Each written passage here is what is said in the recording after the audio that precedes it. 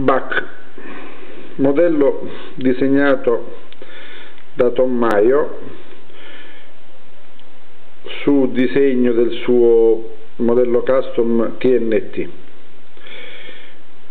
e fatto anche questo con due guancette di titanio, fori classici di Mayo,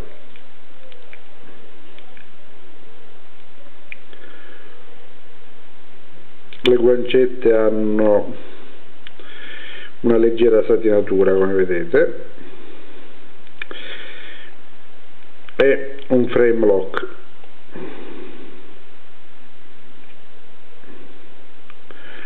Modello molto semplice, di notevole impatto estetico.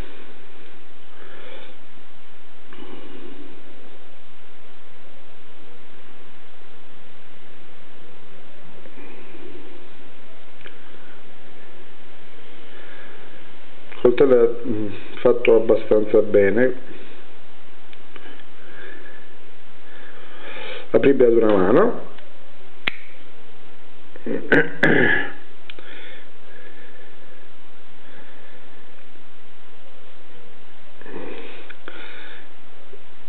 qui vedete il marchio del costruttore.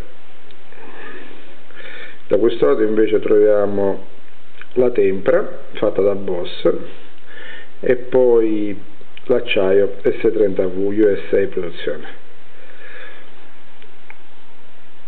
Un coltello abbastanza comodo,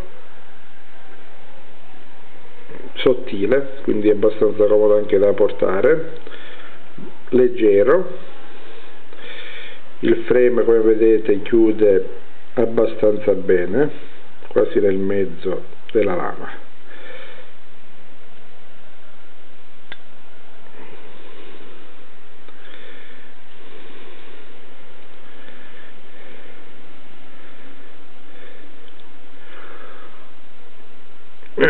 Ottimo modello che può andarsi a collocare nello stesso range di Chris Reeves e Benza o